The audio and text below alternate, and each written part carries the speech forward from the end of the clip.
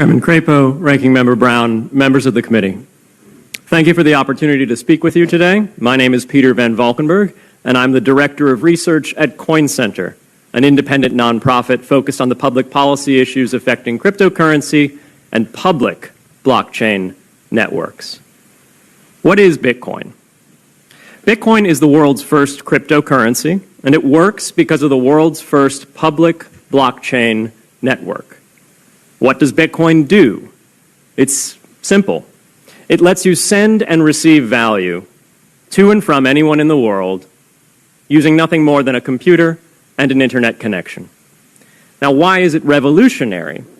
Because unlike every other tool for sending money over the internet, it works without the need to trust a middleman.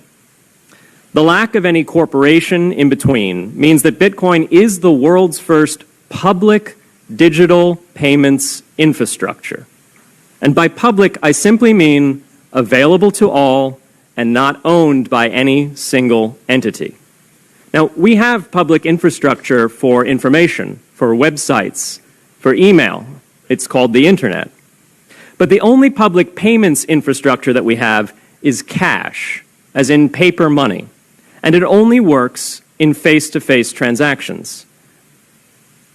Before Bitcoin, if you wanted to pay someone remotely over the phone or the internet, then you could not use public infrastructure. You would rely on a private bank to open their books and add a ledger entry that debits you and credits the person you're paying.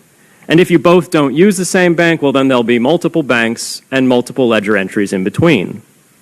With Bitcoin, the ledger is the public blockchain, and anyone can add an entry to that ledger, transferring their Bitcoins to someone else. And anyone, regardless of their nationality, race, religion, gender, sex, or creditworthiness, can for absolutely no cost create a Bitcoin address in order to receive payments digitally.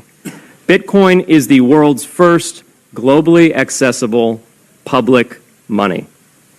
Is it perfect? No. Neither was email when it was invented in 1972. Bitcoin's not the best money on every margin. It's not yet accepted everywhere. It's not used often to quote prices, and it's not always a stable store of value. But it is working, and the mere fact that it works without trusted intermediaries is amazing. It's a computer science breakthrough, and it will be as significant for freedom, prosperity, and human flourishing as the birth of the internet. And Bitcoin is just the beginning. If we can replace private payments infrastructure, then we can replace other private choke points to human interaction as well. Now, why should we want to build more public infrastructure? Why should we embrace blockchains over corporate intermediaries? Why should we tolerate their inefficiencies and work to make them better? Why should we want the pioneers of this technology here in the United States and not fleeing overseas?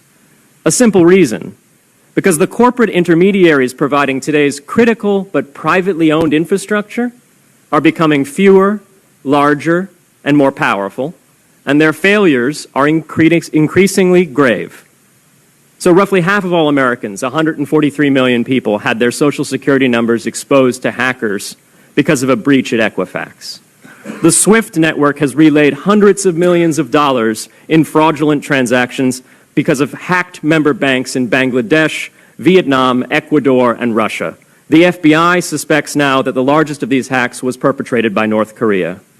Corrupt, low-level employees at an Indian bank, Punjab National, were able to fraudulently certify SWIFT messages, stealing $1.8 billion. It's the largest electronic bank robbery in history. In fact, it's the largest bank robbery in history. In October 2016, an estimated 1.2 million internet-connected devices were hacked and turned into a botnet that for several hours made prominent websites unavailable across Europe and North America, including CNN and Fox News, the New York Times, and the Wall Street Journal.